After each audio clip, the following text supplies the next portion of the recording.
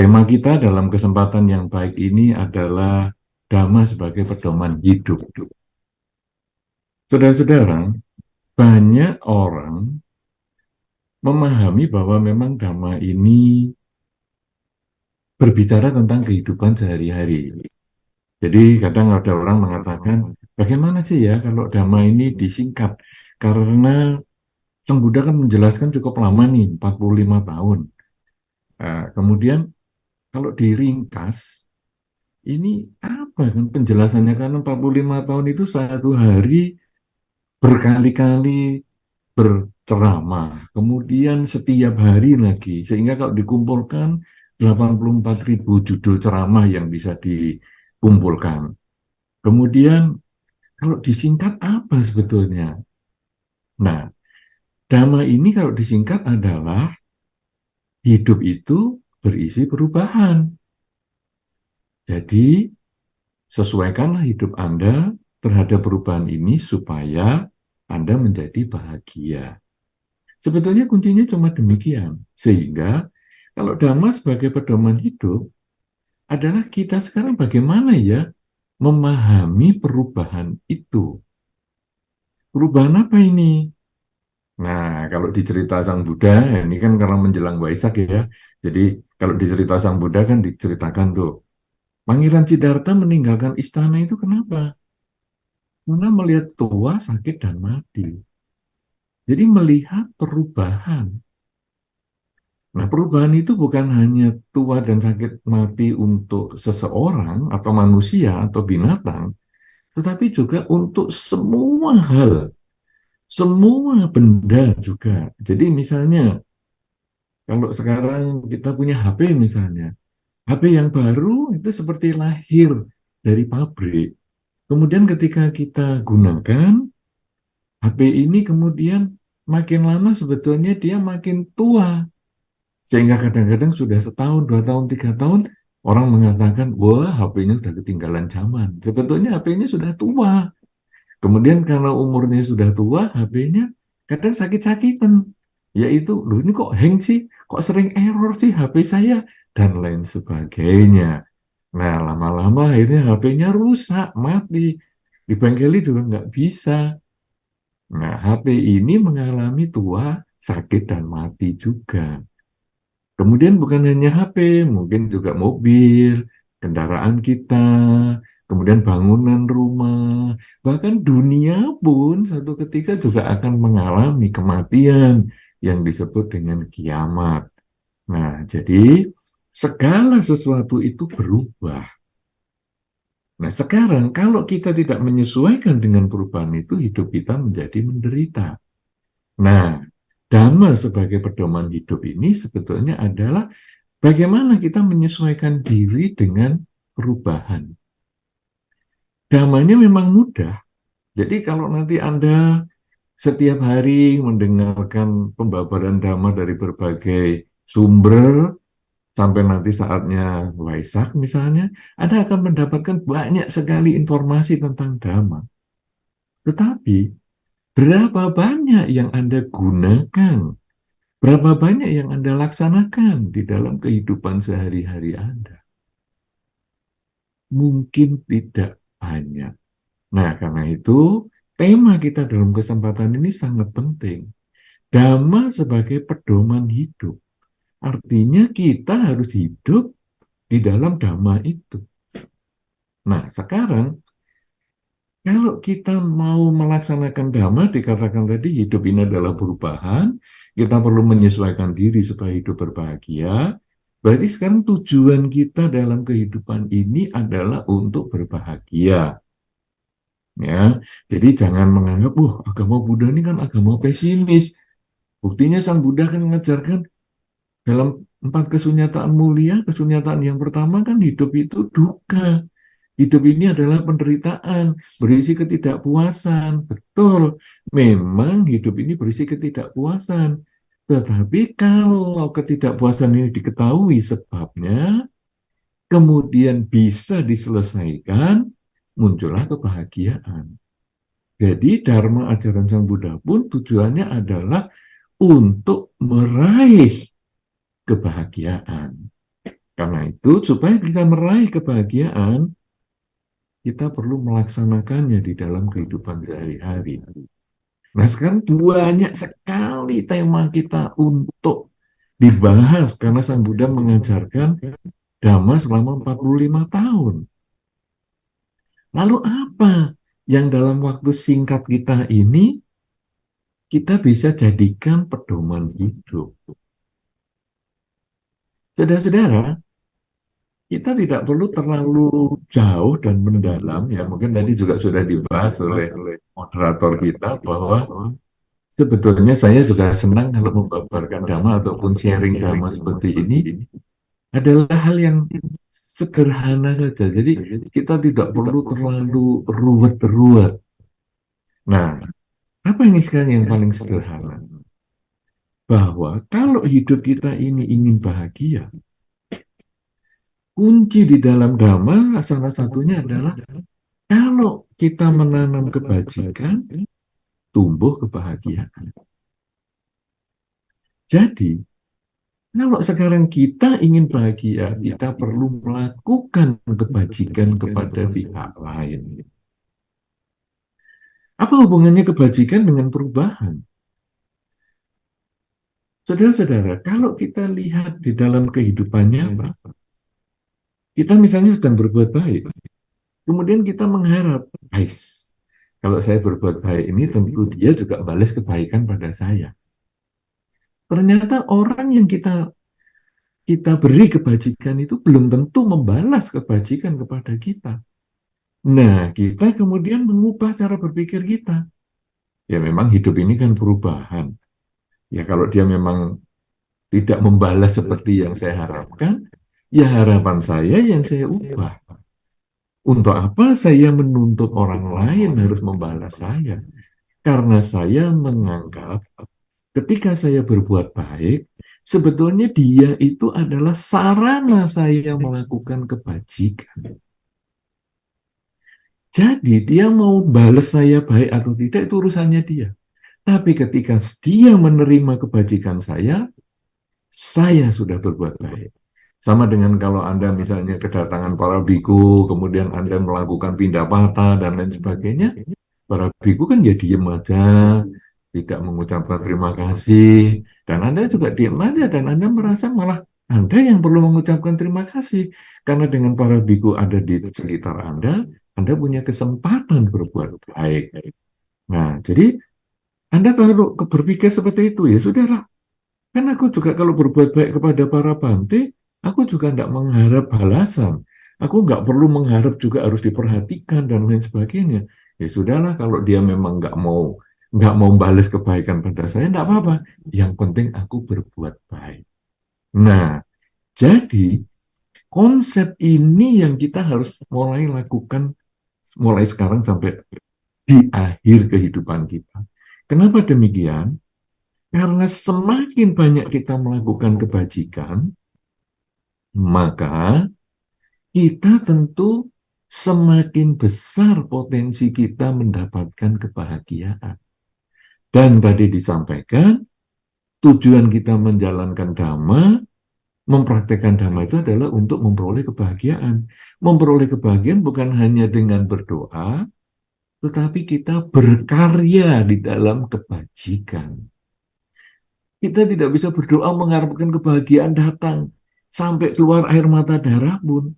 Kita tidak bisa menghasilkan kebahagiaan itu. Tetapi ketika kita berusaha memperbaiki cara berpikir kita, pokoknya yang penting saya berbuat baik, dia ini sebetulnya adalah objek ya, di dalam tanda petik, objek saya untuk melakukan kebajikan, kamu membalas atau tidak itu urusanmu, maka saya akan terus berbuat baik untuk dia, untuk yang lain. Bahkan ketika kita dibalas kejahatan pun, saya tetap bisa berbuat baik. Karena saya akan berpikir, saya sudah berbuat baik pun kamu masih balas jahat. Apalagi kalau saya tidak melakukan kebaikan. Kenapa demikian? Karena kejahatan yang aku terima ini adalah buah dari karma buruk yang masih aku miliki. Kalau aku sudah berbuat baik saja masih punya potensi karma buruk berbuah, berarti aku harus lebih banyak berbuat baik lagi, supaya potensi karma buruk saya semakin kecil kesempatannya untuk berbuah. Nah, oleh karena itu, saudara-saudara, di dalam setiap kesempatan hidup kita, setiap saat kehidupan kita ini, cobalah kita mulai berpikir, bagaimana ya saya bisa memberikan kebahagiaan kepada pihak lain. Karena ketika saya melakukan kebajikan, kebajikan itu berarti saya senang melakukannya dan orang yang menerima juga berbahagia. Ya, kalau saya senang melakukan tapi orang lain nggak bahagia waktu menerima, berarti itu bukan kebajikan. Misalnya apa? Misalnya saya marah, saya tidak suka sama si A, kemudian saya maki si A, puas saya. Saya senang, tapi si A yang dimaki ini apakah bahagia? Setahu saya, tidak ada orang yang dimaki itu senang. Tidak ada orang yang dimaki itu bahagia. Jadi itu bukan kebajikan. Tapi ketika si A mengangkat barang yang cukup berat, kemudian saya dengan rela, dengan semangat, dengan senang, saya membantu mengangkatkan. Saya senang. Si A yang dibantu juga senang. Nah, dua belah pihak senang inilah yang membuat kebajikan itu menjadi benar-benar disebut kebajikan. Nah, karena itu, setiap saat kita kemudian lalu berpikir, kemana ya saya hari ini mau berbuat baik? Kita berpikir yang baik. Kepada siapa ya saya harus berbicara yang baik? Kepada siapa ya saya harus berbuat yang baik? Nah, jadi setiap saat kita selalu mengisi kebajikan dengan pikiran, kebajikan dengan ucapan, kebajikan dengan perilaku. Bahkan kepada orang yang tidak kita kenal sekalipun, bahkan kepada binatang yang mungkin tidak ada hubungannya dengan kita sekalipun. Ya, misalnya kita ketemu di jalan, ya, sekarang kita banyak sekali video-video yang menyebar di masyarakat itu, ketemu kucing yang terlantar, anjing yang terlantar misalnya, kemudian dibawa pulang, walaupun kucingnya marah-marah, anjingnya kadang juga galak sekali karena dia ditelantarkan oleh tuannya yang sebelumnya, tetapi dia dengan sabar, dia mengusahakan berpikir yang baik, mengusahakan berbicara yang baik dengan halus, kemudian mengusahakan berperilaku yang baik sampai kucingnya atau anjingnya tadi mau diajak pulang, walaupun marah-marah tapi mau. Kemudian di rumah dirawat walaupun masih marah-marah, tapi tetap dirawat walaupun masih galak, tapi dirawat sehari, 2 hari, 3 hari sampai seminggu, baru kucing atau anjingnya itu jinak dan akhirnya dirawat dengan baik, jadi sehat dan memberikan kebahagiaan. Jadi bahkan kepada kucing terlantar, anjing terlantar pun orang bisa melakukan kebajikan. Apalagi juga kepada sesama manusia. Sesama manusia yang menderita, kita pun juga melakukan kebajikan. Apalagi kepada orang-orang yang terdekat dengan kita. Orang tua kita, pasangan hidup kita, anak kita, tetangga kita, lingkungan kita, bahkan musuh kita pun kita bisa melakukan kebajikan. Wah, tapi ya nggak mungkin lah kalau saya mau berbuat baik, berbicara dulu, saya benci sekali sama musuh saya. Ya sudah, kalau kita nggak bisa berbuat baik dengan ucapan atau perilaku, kan bisa dengan pikiran. Kita mendoakan dia, semoga dia bahagia, semoga semua makhluk bahagia. Kan juga bisa.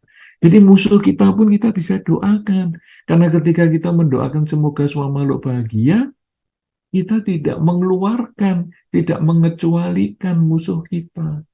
Karena kita hanya mengucapkan semoga semua makhluk bahagia. Dan itu kita ulang-ulang. Bukan semoga semua makhluk, kecuali musuh saya, bahagia. Tidak seperti itu.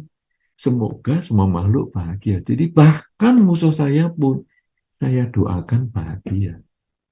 Nah, kalau kita sudah selalu bisa mengeluarkan pikiran baik, ucapan baik, perilaku baik, bahkan kepada yang tidak kita kenal, apalagi yang kita kenal, apalagi yang sudah pernah berbuat baik kepada kita. kita.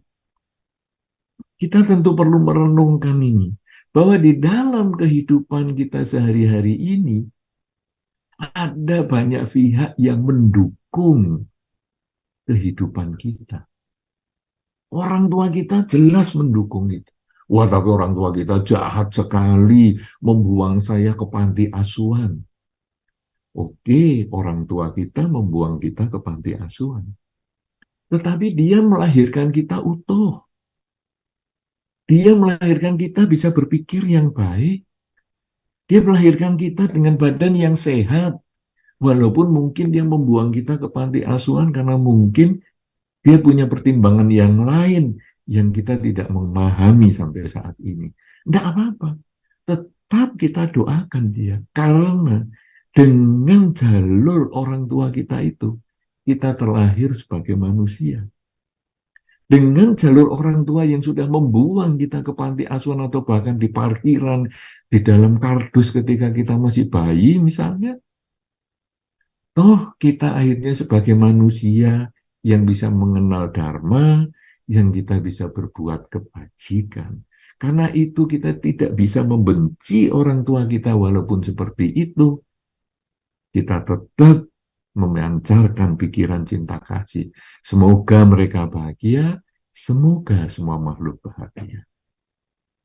Orang tua kita sudah memberikan jasa kepada kita.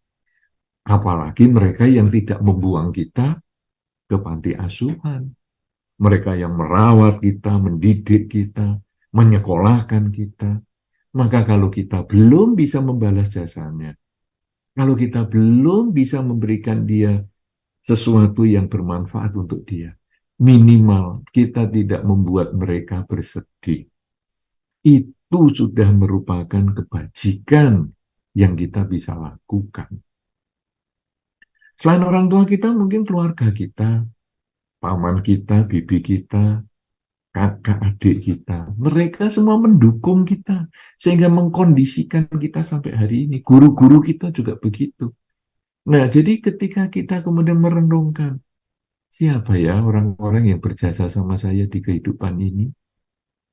Mereka sudah memberikan jasa kepada kita, maka saya harus juga berbuat baik kepada mereka. Kalau sekarang saya nggak tahu di mana tinggalnya, tuh guru saya dulu waktu guru TK itu baik sekali ya. Tapi sekarang di mana yang mereka tinggal? Saya kok nggak tahu. Nah, sudahlah, karena saya nggak tahu, saya juga nggak ketemu, saya cari melewati media sosial, kok juga nggak ada yang tahu, teman-teman sekolah saya juga nggak tahu. Oke lah, kalau gitu saya pancarkan cinta kasih. Semoga dengan kebajikan yang saya lakukan sampai hari ini, guru saya si A, yang waktu SD itu, semoga dia berbahagia. Dimanapun dia sekarang berada. Kalau dia masih hidup, semoga dia bahagia. Kalau sehat, semoga dia tambah sehat. Kalau sakit, semoga dia cepat sembuh. Kalaupun dia sudah terlahir di alam lain, semoga dia berbahagia di alam kelahiran yang sekarang. Nah, jadi kita melihat orang-orang yang sudah berjasa kepada kita itu, kemudian kita juga melakukan kebajikan. Karena prinsipnya semakin banyak kebajikan, semakin besar kesempatan kita memperoleh kebahagiaan juga. Karena itu di dalam Dhamma kebajikan ini seperti bertepuk tangan ya. Perlu dua belah pihak. Jadi saya punya niat untuk berbuat baik, kemudian ada objek untuk melakukan kebajikan itu. Objek itu bisa di depan kita, fisik, bisa juga yang sudah tidak di depan kita, bahkan orang tua kita di kehidupan-kehidupan sebelumnya, para leluhur kita di kehidupan-kehidupan sebelumnya, itu pun adalah objek kebajikan. Oh, tapi kan saya nggak mengenal mereka. Nah, kita cukup mengucapkan, semoga semua makhluk yang berhubungan karma dengan saya, dimanapun mereka berada, semoga mereka berbahagia. Lah, kan orang tua saya di kehidupan yang sebelumnya, mana jasanya? Di dalam Dhamma, seseorang bisa terlahir sebagai manusia adalah karena timbunan kebajikan yang sudah dilakukan di banyak kehidupan sebelumnya. Bagaimana kita di banyak kehidupan sebelumnya bisa berbuat baik? Tentu salah satunya karena pendidikan, contoh yang diberikan oleh orang tua kita di kehidupan sebelumnya. Sehingga ketika kita ingat jasa-jasa mereka, kita perlu limpahkan juga. Semoga dengan kebajikan ini, mereka berbahagia. Jadi saudara-saudara, ini yang perlu kita lakukan setiap waktu. Pedoman hidup kita, dharma itu adalah bahwa hidup ini berisi perubahan. Kalau kita ingin bahagia, maka kita harus mengubah cara berpikir kita agar bisa menyesuaikan diri dengan perubahan itu, menerima perubahan sebagaimana adanya. Dan supaya hidup itu bisa berbahagia, kita memperbanyak kebajikan. Kepada mereka yang kita kenal, kita berbuat baik. Kepada mereka yang tidak kita kenal, kita juga harus berbuat baik. Bahkan kepada binatang pun kita berbuat baik. Nah, kemudian kalau kita sudah sering melakukan kebajikan itu, kita juga merenungkan siapa yang sudah berjasa kepada kita. Dan orang-orang itulah, pihak-pihak itulah yang perlu kita kenang, perlu kita pikirkan bagaimana memberikan kebahagiaan kepada mereka. Dengan melakukan dua hal ini di dalam kehidupan kita, sesering mungkin berbuat baik bahkan kepada yang tidak dikenal, merenungkan kebaikan orang untuk kita melakukan kebajikan kepada dia, dua hal ini, maka hidup kita akan menjadi lebih banyak kualitas kebajikannya, menjadi lebih bahagia, karena kita memperjuangkan kebahagiaan itu, bukan hanya berdoa untuk mendapatkan kebahagiaan, tapi memperjuangkan meraih kebahagiaan, dan upaya kita meraih kebahagiaan ini sekaligus memberikan kebahagiaan untuk pihak lain. Seperti tadi tepuk tangan, saya ingin berbuat baik, ada pihak yang menerima perbuatan baik, dan akhirnya muncullah suara. Muncullah suara yang bisa didengar kedua belah pihak. Kita yang melakukan kebajikan memperoleh kebahagiaan, mereka yang menjadi tumpuan kita berbuat baik, mereka pun juga memperoleh kebahagiaan. Dengan upaya dan cara berpikir seperti ini, dharma sebagai pedoman hidup seperti ini, maka kita menjadi sumber kebahagiaan untuk diri kita sendiri, juga untuk keluarga kita, untuk lingkungan kita, untuk siapapun juga yang berhubungan dengan kita, karena kita selalu berpikir, selalu berbicara, selalu bertindak untuk kebahagiaan mereka, kebahagiaan semua makhluk. Inilah yang perlu saya sampaikan sebagai awal pengantar di dalam acara kita sebulan pendalaman Dhamma ini yang bertemakan Dhamma sebagai pedoman hidup yang diselenggarakan oleh Wihara Geraha Buddha Manggala di Batam, yang tentu dengan senang hati saya bisa berjumpa kembali dengan Anda setelah sekian lama tidak bertemu walaupun secara online. Mudah-mudahan ini bermanfaat dan bisa mengantar kita dalam diskusi yang lebih memberikan manfaat lagi dan memberikan semangat kita untuk melaksanakan Dhamma di kehidupan sehari-hari, karena Dhamma sesungguhnya adalah pedoman hidup kita. Terima kasih dan saya kembalikan kepada saudara moderator. Silakan. Mempersilahkan kepada Bapak Ibu dan beserta teman-teman saudara kita yang sudah bergabung di Zoom juga bisa ikut serta menanyakan. Jadi bagi yang teman yang Zoom kita akan bantu ucapkan pertanyaannya, lalu kita juga akan utamakan kepada saudara-saudari kita yang sudah hadir di Wihara Graha terlebih dahulu, seperti itu. Baik, terima kasih kepada saudara moderator yang telah memberi kesempatan kepada saya untuk bertanya. Pada kesempatan malam hari ini yang sangat berbahagia ini, berjumpa dengan seorang biku yang sama-sama kita kagumi ya. Jadi pertanyaan singkat begini Bante ya. Selamat malam Bante. Dari ungkapan cinta kasih kita ya, semoga semua makhluk hidup berbahagia. Nah, ketika kita mengungkapkan bahwa semoga semua makhluk hidup berbahagia, artinya itu adalah tanpa kecuali ya Bante ya. Akan tetapi begini Bante kasusnya. Misalnya, ketika kita sedang mengucapkan semoga semua makhluk hidup berbahagia. Semoga semua makhluk hidup berbahagia. Nah, pada saat yang sama kita mengingat, kita pernah mengenal seseorang yang pernah atau yang terbiasa melakukan atau melanggar sila-sila dari Pancasila Buddhis misalnya. Nah, sementara seseorang tersebut merasa senang, bahagia ketika melanggar sila tersebut. Apakah kita juga tetap mengucapkan bahwa semoga semua makhluk berbahagia? Nah, dalam arti ketika kita mengucapkan semoga semua makhluk berbahagia, berarti kita mendukung pelanggaran-pelanggaran sila yang biasa seseorang tersebut lakukan. Nah, bagaimana pandangan umat Buddha terhadap hal-hal seperti ini, Bante? Terima kasih. Ya, Bante, silahkan jawab Bante. Baik, ini pertanyaan yang bagus sekali ya.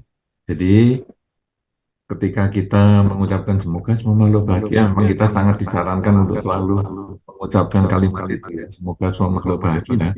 Kemudian kita lalu ingat, ada orang yang suka melanggar sila ini bagaimana ya? Apakah saya juga mengharapkan dia melanjutkan?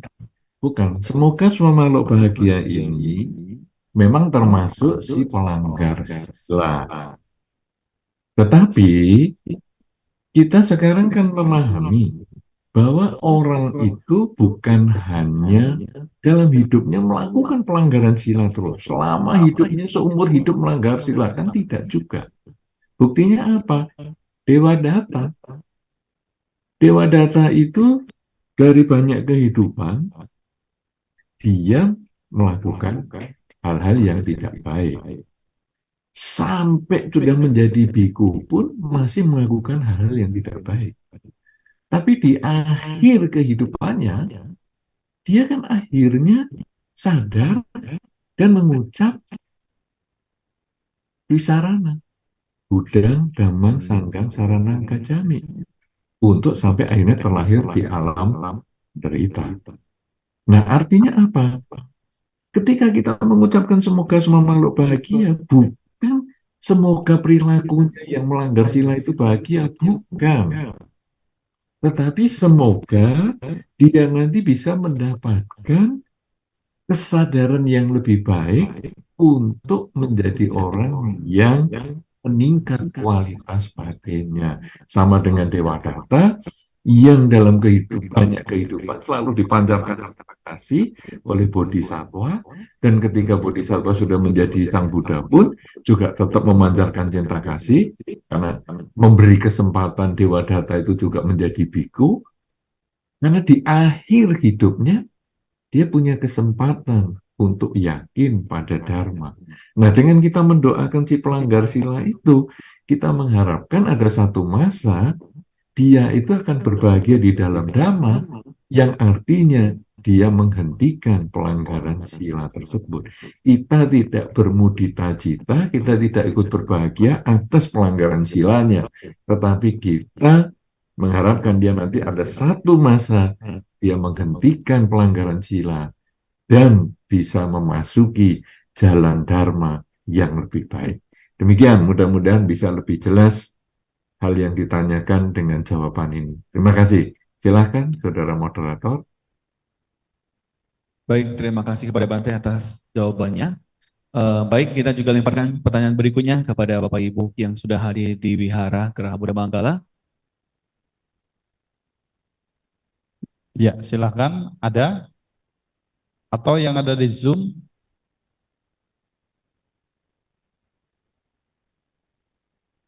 Bante Utomo juga beliau ini merupakan tadi saya dapat info dari Romo Suwarno, pendiri dari Wihara Geraha Buddha Manggala ya Bante.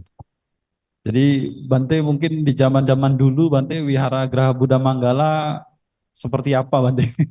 Karena kami baru-baru sudah melihat Wihara Buddha Manggala yang sudah semegah ini Bante. Bante juga sepertinya sudah lama sekali tidak ke Batam ya.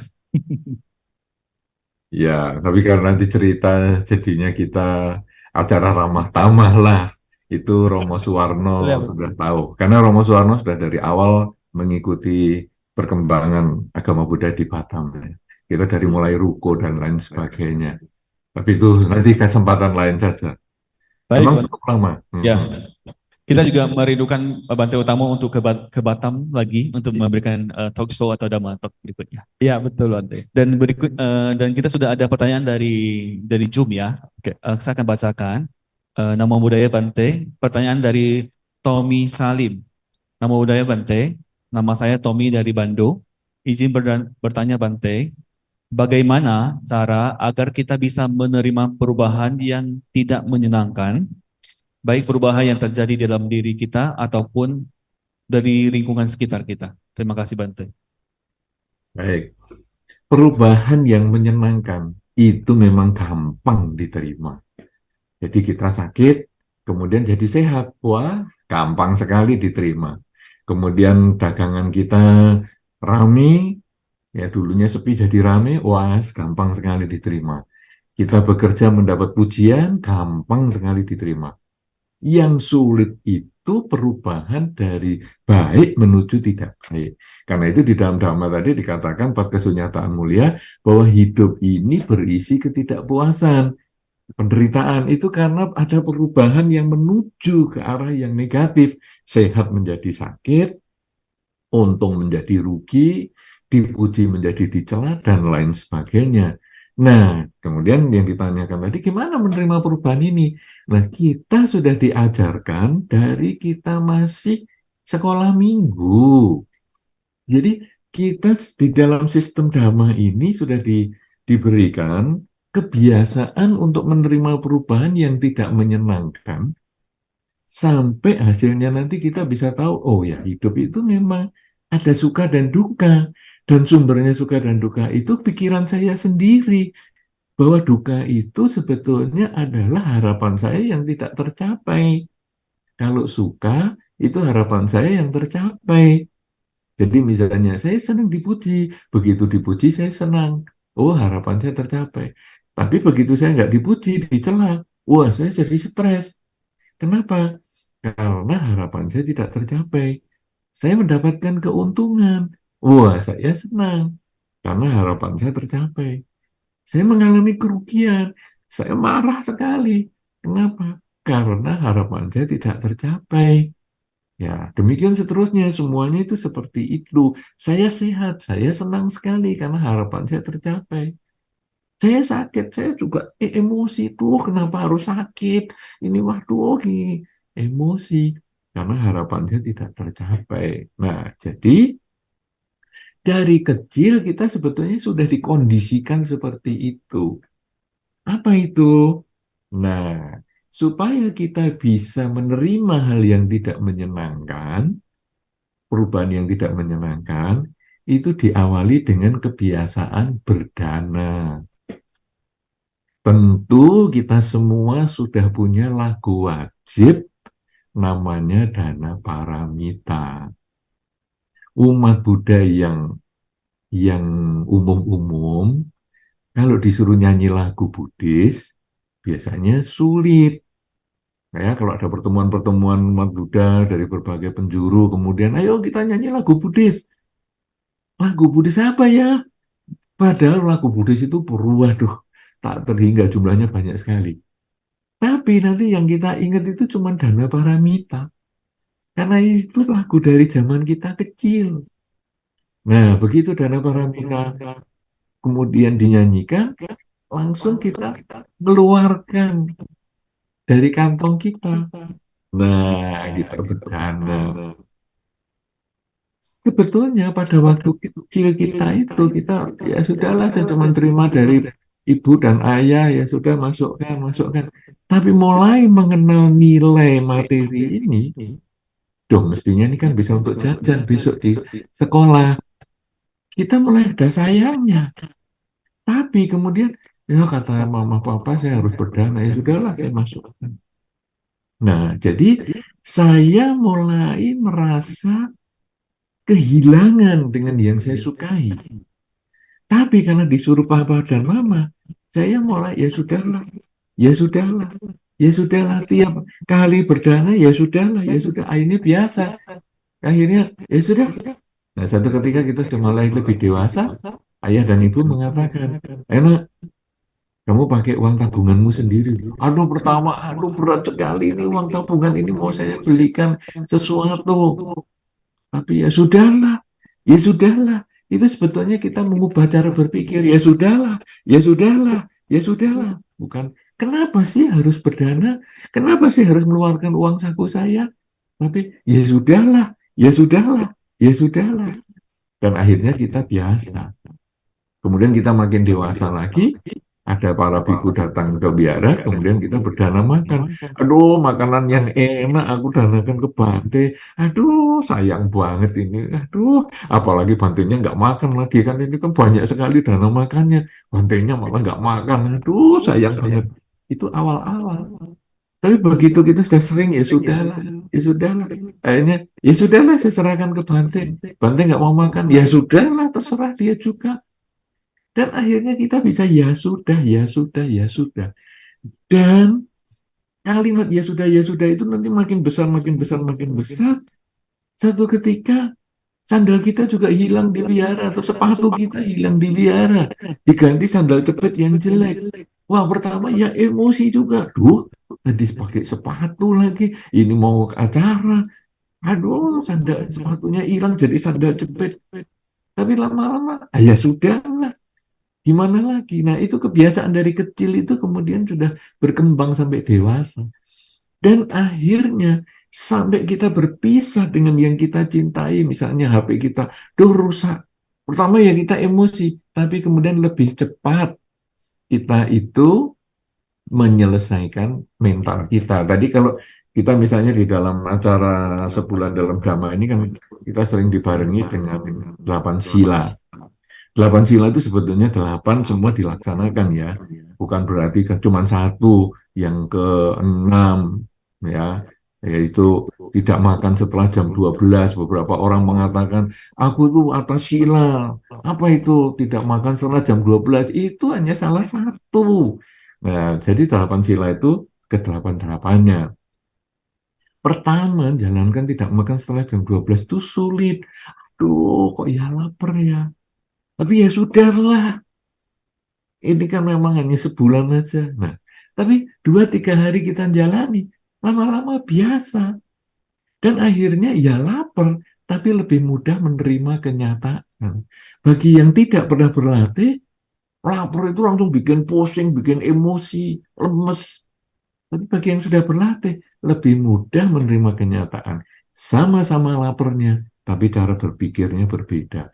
Demikian pula dengan orang yang sudah dilatih berdana dari kecil ini dengan dana paramita secara materi, lama-lama dia cara berpikirnya itu sudah bukan materi lagi, tapi dia sudah berbicara tentang kerelaan secara mental. Jadi ketika ada orang yang tidak disukai datang, kita juga sudah bisa, ya sudah. Nah, ini sudah mulai secara mental. Bukan hanya kehilangan sandal, bukan hanya HP rusak, bukan hanya mobil mogok, ya sudah. Bukan ditipu duitnya, ya sudah. Tapi kita sudah mulai dimaki orang, ya sudahlah, biar aja dia. Kemudian pasangan hidup marah-marah, ya sudahlah, kita senyum-senyum saja. Bahkan kita malah mengajak dia untuk mendekati dengan lebih berdamai dan lain sebagainya. Dan akhirnya hidup ini menjadi bahagia. Jadi kalau tadi pertanyaannya bagaimana caranya menerima perubahan yang tidak menyenangkan, di dalam Dhamma sistemnya adalah dengan berlatih kerelaan. Latihan kerelaan pertama adalah materi, tapi sebetulnya nanti arahnya adalah kerelaan yang bukan materi, yaitu secara mental, yaitu melihat hidup itu, ya sudahlah, kan hidup adalah saat ini, bukan tadi, bukan nanti. Tadi saya pernah hidup, nanti saya akan hidup, tetapi realitasnya adalah saat ini. Tadi yang saya pernah hidup saya jadikan pelajaran, nanti yang akan hidup saya jadikan tujuan, tetapi yang saya maksimalkan adalah hidup saat ini. Demikian mudah-mudahan si penanya menjadi lebih jelas bahwa sistem di dalam Dhamma, kerelaan adalah upaya kita untuk menerima kenyataan bahwa hidup adalah berubah. Terima kasih, silakan saya kembalikan kepada moderator. Ya, baik, Bante. Ya, pertanyaan selanjutnya, ini sudah ada yang mau bertanya, silahkan yang ada di Wihara Geraha Buddha Manggala. Oh, ini dari yang belakang dulu, ada yang di belakang ini, silahkan. Baik, sebelumnya Sodihatu Namo Buddhaya Bante. Yang ingin saya tanyakan adalah tadi saya mendengarkan beberapa ulasan yang diberikan oleh Bante bahwasanya terlahir sebagai manusia itu adalah kebajikan yang sangat luar biasa. Dan itu dikatakan bahwasanya ketika kita itu menjadi manusia, kayak ibaratnya kita itu menjadi seekor kura-kura yang di samudra luas dan ingin memasukkan kepalanya itu ke dalam ring itu atau dalam cincin itu. Nah, yang ingin saya tanyakan, eh, yang saya ketahui pada saat ini banyak sekali, apalagi di Batam, manusianya ini sangat banyak, Bante. Nah, dan yang saya alami dari saya sekolah dari SD sampai saya dengan mengajar saat ini, banyak sekali perbedaan yang dimana kalau dulu siswa itu melihat guru itu langsung ada rasa takut ataupun sungkan atau lebih hormat. Akan tetapi pada saat ini lebih banyak siswa atau mahasiswa mungkin gitu, itu kalau lihat dosennya itu nggak ada sikap hormat sama sekali ataupun yang lainnya. Nah, yang ingin saya tanyakan, apakah ini itu termasuk karma buruk atau karma baik menjadi manusia? Karena apa? Semakin lama manusia ini semakin menurun moralnya. Itu menurut saya. Nah, untuk yang kedua, terus bagaimana agar sudut pandang kita itu melihat perubahan ini tetap sesuai dengan dhamma yang kita pelajari. Khususnya pas pada waktu kita memberikan pembelajaran kepada siswa saya mungkin yang ada di sekolah, dan mungkin sebagai contoh orang-orang yang mungkin yang sering ke wihara. Terima kasih Bante. Itu pertanyaan dari saya. Baik, terima kasih atas pertanyaannya. Dua pertanyaan nih. Saya tidak tahu waktunya sampai kapan ya, saudara moderator. 8.30 Bante, Oke. pukul 20.30. Oke. Nah, sekarang berbicara tentang manusia, betul sekali yang Anda sampaikan bahwa di dalam Dhamma disampaikan bahwa lahir sebagai manusia itu sulit sekali, seperti kura-kura yang naik ke permukaan laut. Betulnya penyu ya, bukan kura-kura karena itu lautan. Kalau kura-kura itu di air tawar. Jadi penyu yang naik ke permukaan dan ada gelang di samudra dan pas kepalanya. Penyunya naiknya juga 100 tahun sekali, itu lama sekali. Artinya kesempatan menjadi manusia itu sulit. Tapi kok sekarang buktinya juga banyak manusia, betul. Kenapa demikian? Karena memang di dalam Dhamma manusia itu bisa berasal dari banyak hal, ataupun terlahir sebagai manusia itu bisa dari banyak alam. Bisa dari alam rendah, alam-alam rendah, alam-alam yang lain, bahkan juga dari bumi-bumi yang lain juga itu bisa. Jadi itu cerita yang cukup panjang. Tapi artinya terlahir sebagai manusia itu memang sulit. Tetapi siapapun yang terlahir dari manusia itu bisa terjadi dari banyak tempat. Nah, kemudian dikatakan bahwa dulu siswa itu sangat hormat kepada guru. Sekarang kok siswa kurang hormat ya? Apakah ini kemerosotan moral atau apa? Kita tidak bisa melihat seperti itu ya. Jadi ada satu istilah di dalam Dhamma yang mengatakan gini, jangan kamu bertanya, kenapa dia tidak menghormat saya? Jangan kamu bertanya, kenapa dia tidak menghormat saya? Tetapi, renungkanlah, perilaku apa yang sudah saya lakukan agar orang menghormati saya. Ya, ini hal yang sangat penting untuk direnungkan karena Dhamma itu tidak pernah menyalahkan pihak lain. Jadi, misalnya suka dan duka itu bukan dari luar objeknya. Tadi sudah saya sampaikan pada waktu uraian, suka dan duka itu bukan dari luar, bukan kamu nih yang menyebabkan saya senang, kamu loh yang menyebabkan saya jengkel, bukan. Yang menyebabkan saya senang dengan kamu adalah pikiran saya. Yang menyebabkan saya jengkel dengan kamu juga pikiran saya. Jadi ketika saya tidak mendapatkan penghormatan dari siswa, sesungguhnya saya yang berharap dia berhormat. Dan saya melupakan kualitas diri saya untuk yang layak dihormati. Nah, karena itu ini pertanyaan ini harus direnungkan baik-baik sehingga nanti kita sesuaikan dengan perilaku kita. Karena tentu masih banyak juga guru-guru yang dihormati. Dan penghormatan itu juga kita harus lihat kriterianya. Kalau penghormatan kita seperti murid nunduk-nunduk, saya kira sudah tidak seperti itu ya. Siswa didik sudah tidak seperti itu. Tetapi ketika dia menghargai kita seperti teman misalnya, bahkan dia memanggil gurunya, halo bro, apa kabar bro, misalnya. Itu sebetulnya dia adalah bentuk penghormatan anak zaman sekarang. Ya, jadi kita tidak terus, wow, ya harus panggil aku Pak dong, dan lain sebagainya. Enggak. Mungkin sudah tidak seperti itu. Kita harus sesuaikan dengan budaya yang lain juga. Nah, karena itu, apakah sekarang ada kemerosotan moral? Mungkin saja ada, tetapi tidak bisa disebut semua mengalami kemerosotan moral.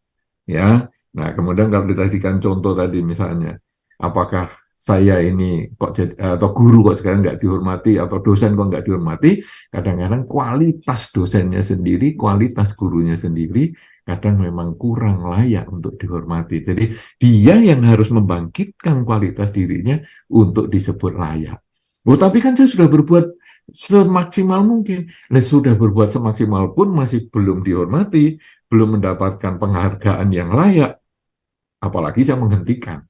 Nah, jadi dengan demikian kita kembali lagi ke diri kita, jadi nanti diri kita menjadi semakin berkualitas.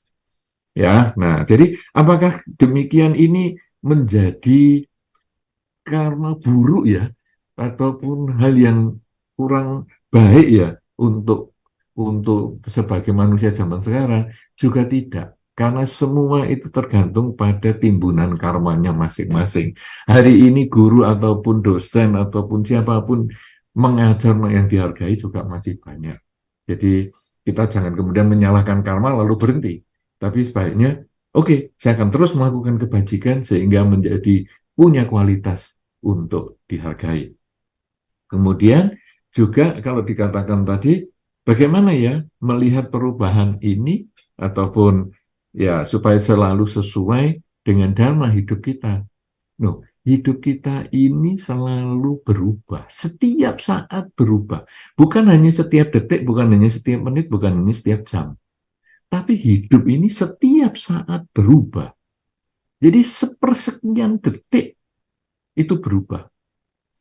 Nah, karena bagaimana ya kalau mengajar?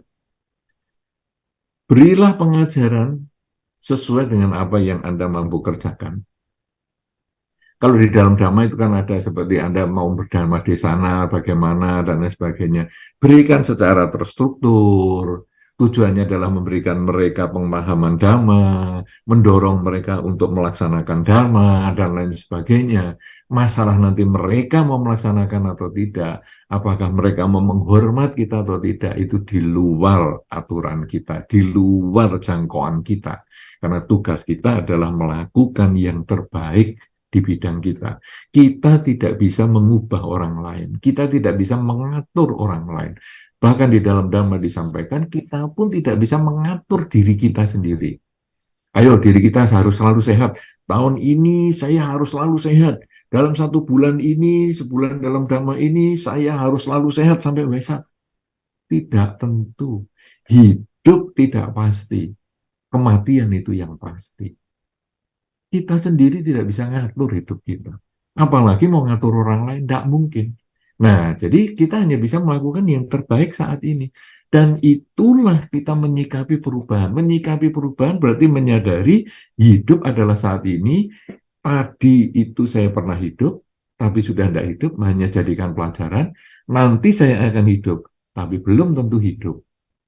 Karena sekarang inilah hidup, inilah yang saya harus lakukan yang terbaik. Kalau saya sebagai guru, saya harus melakukan yang terbaik. Dengan pikiran saya, dengan ucapan saya, dan perilaku saya. Kok siswa saya kok jahatnya seperti itu ya? Kok dia agak menghina saya ya? Kok dia merendahkan saya? Saya tetap berbuat baik dengan dia. Kenapa? Seperti Pangeran Siddhartha ataupun Sang Buddha pun, ketika dia mengalami kesulitan dengan Dewa Data, tetap tidak mengurangi kualitas kebajikannya. Bahkan ketika dijatuhi batu sampai luka kaki Sang Buddha pun, Sang Buddha tidak mengurangi kualitas kebajikan kepada Dewa Data. Kenapa? Karena orang lain, pihak lain itu sebetulnya adalah sarana bagi kita melakukan kebajikan. Jangan sampai kita terpengaruh kualitas kebajikan kita karena orang lain atau pihak lain. Misalnya kucing, kita lus-lus terus nyakar. Oh, dasar kucing kamu ya, dilus-lus nyakar, mabuk saja. Nah, artinya kualitas kebajikan kita itu sangat tergantung pada pihak lain. Tapi sekarang kucingnya nyakar. Kita bukan mabuk, kita tetap ngelus-ngelus. Cuman mungkin kita harus selalu siap. Mungkin kita ngelusnya pakai sarung tangan dulu supaya dia timbul kepercayaan. Nah, jadi bukan kucing nggak tahu disayang malah nyakar. Enggak, kucing masih nyakar. Berarti apa yang harus saya tingkatkan kualitas diri saya supaya dia tidak nyakar. Nah, dan akhirnya kemudian kita lus-lus mungkin dengan sarung tangan yang tebal, sampai akhirnya dia percaya, baru sarung tangannya kita lepas dan kita bisa mendapatkan penghormatan si kucing itu dengan dia berbaring telentang, sehingga kita bisa mengelus-ngelus perutnya, itu adalah bagian dari penghormatan si kucing, ataupun anjing dan lain sebagainya, karena perilaku kita sendiri. Jadi jangan mengkondisikan orang lain mempengaruhi perilaku kita, tapi kita yang harus fokus untuk selalu berbuat baik. Siapapun, apapun yang balasannya kepada dia, itu mereka sebetulnya adalah sarana kita untuk berbuat baik, seperti kita bertepuk tangan. Jadi harus 2 tangan menjadi 1. Ya, begitu. Mudah-mudahan ini bermanfaat. 2 pertanyaan sudah saya jawab. Waktunya tinggal beberapa menit. Ya, Silahkan. tinggal 3 menit, tapi sudah masuk beberapa pertanyaan, Bante. Kita persilakan tadi paling depan ya. Panitia silakan kasihkan mic. Mau diperpanjang berapa menit? Mungkin 5 menit, Bante. Oke. Jadi Ya. kita sampai 8.35. Oke. Silahkan. Namo Buddhaya, Bante. Yang saya dengar tadi kan kita harus banyak berbuat karma baik untuk minimalisir karma buruk. Tapi tidak ada satu orang pun di dunia ini yang bisa membendung karma buruk untuk berbuah. Dari yang putu jana sampai arahat pun. Yang saya mau tanyakan, bagaimana untuk meningkatkan keyakinan kita kepada Buddha, Dhamma, dan Sangha supaya nggak dapat promosi dari tetangga-tetangga gitu, Bante. Baik. begini ya. Jadi meminimalisir itu bukan debit kredit ya. Jadi kita harus tahu memperbanyak kebajikan itu adalah memperbesar potensi kita memetik buah karma baik. Jadi bukan meminimalisir karma buruk. Karena ini bukan debit kredit. Perhitungan kita bukan finance ini ya. Jadi gimana sekarang? Nah, di dalam Dhamma diberi contoh tentang garam dan air. Jadi kalau di dalam satu gelas, kemudian segelas air diberi garam 1 sendok, maka dia terlalu asin. Nah, kita jangan menambah garam, tapi kita menambah airnya. Sehingga kalau air yang segelas ini menjadi 1 galon, maka garam yang 1 sendok itu tetap ada di dalam 1 galon, tetapi airnya tidak terasa asin. Itulah dasarnya kenapa kita ada kalimat kurangi kejahatan, kurangi garamnya, tambah kebajikan, yaitu tambah airnya, supaya jangan hanya 1 gelas, tetapi kalau bisa 1 galon. Dan sucikan pikiran. Sucikan pikiran ini adalah kondisi yang kita bisa dapatkan ketika kebajikan kita sudah menjadi cukup dan konsentrasi kita menjadi baik, sehingga hasilnya kita bisa melihat hidup adalah saat ini. Ketika kita hidup pada saat ini, malah selalu sebagai pelajaran masa depan sebagai tujuan, tapi kita memaksimalkan saat ini, maka lenyaplah kemelekatan. Ya, nah sekarang bagaimana kalau kita sekarang bisa meningkatkan keyakinan kepada Tiratana? Keyakinan itu bisa muncul kalau kita melaksanakan dharma. Ya, jadi kita juga tidak bisa menyalahkan pihak lain. Misalnya, ya gara-gara itu ya pacarnya di tetangga, jadi akhirnya dia ikut di tetangga. Bukan, karena dia sendiri tidak yakin dengan dharma yang dia miliki. Nah, sekarang bagaimana dia bisa yakin? Kalau kita melihat susunan di dalam Jalan Mulia Peluncur 8, itu kan ada pembagian yang disebut, kalau biasanya orang mengatakan sila sama dipanya. Nah, silanya itu kan sudah di sama waca, sama kamanta, sama ajiwa. Itu sudah di ketiga, keempat, dan kelima. Nah, kalau gitu, masa Jalan Mulia Peluncur 8 itu kebalik? Jadi sama ini kan sila, sama waca, sama kamanta, sama ajiwa, masa itu nomor 1. Kemudian samadhi, sama wayamu, sama sati, sama samadhi. Kemudian panya, berarti sama sati, sama ini, sama diti, sama sangkapa. Ini berarti nomor 7 dan 8. Loh, ini kan Buddha baru. Kalau menganggap seperti itu. Nah, tetapi kalau Jalan Mulia Peluncur 8 itu berbentuk lingkaran, panya, sila, samadhi. Kembali ke panya, berbentuk lingkaran. Maka ini baru jalan.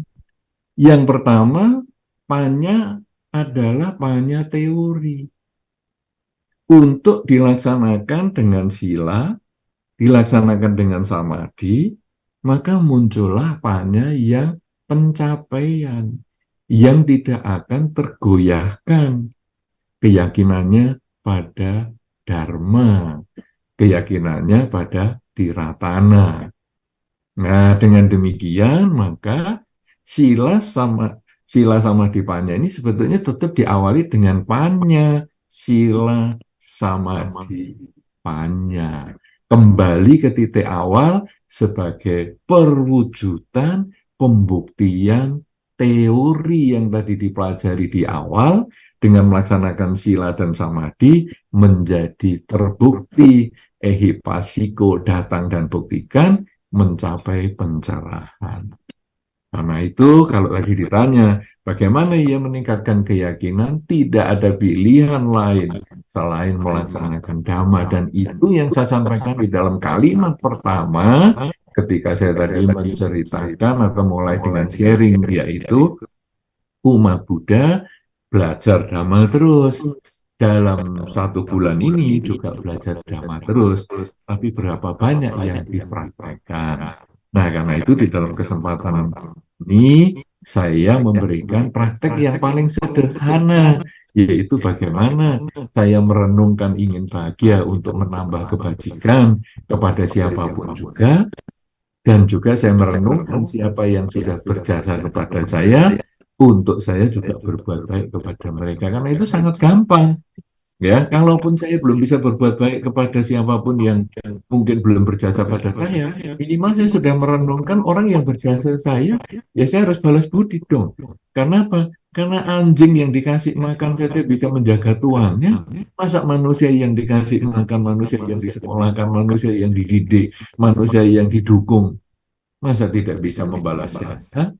Nah, dengan cara demikian, kalau saya sudah bisa membalas jasa, kemudian saya juga merenungkan mereka itu ya dulu berbuat baik sama saya itu kan saya belum mengenal membalas jasa. Kok bisa ya? Oh, kalau begitu aku sekarang ya harus juga bisa berbuat baik kepada pihak lain, bahkan mereka yang belum baik kepada saya, bahkan mereka pun yang belum kenal dengan saya.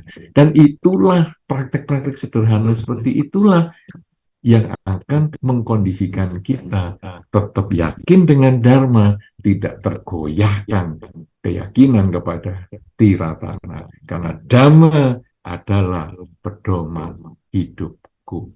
Terima kasih, saya kembalikan kepada saudara moderator. Ya, baik Bapak Ibu semua, karena kita sudah tambahan pas sekali waktunya jam 20.35 ya. Mungkin untuk penutup Bante, kami mohon untuk menambahkan closing statement dari Bante. Silakan Bante. Baik, kita di dalam kehidupan kita bermasyarakat, kita ini sebetulnya umat Buddha tidak terlalu banyak ya.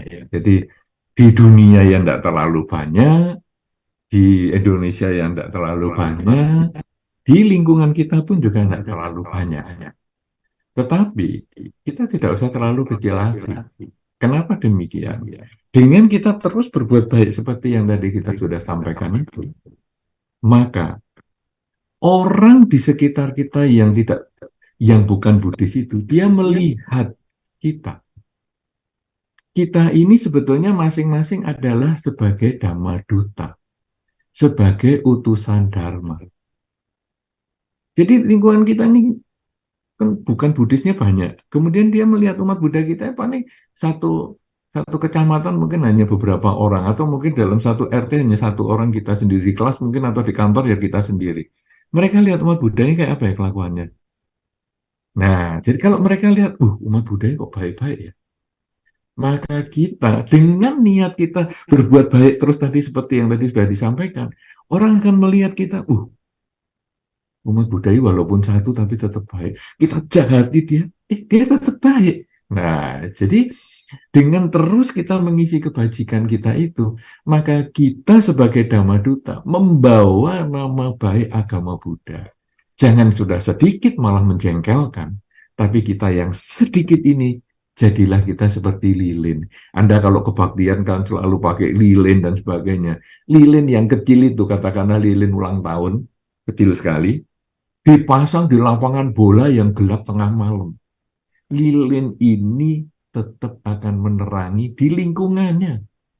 Dan dari kejauhan, mungkin dari tribun penonton sepak bola, masih bisa melihat setitik cahaya di situ. Artinya apa?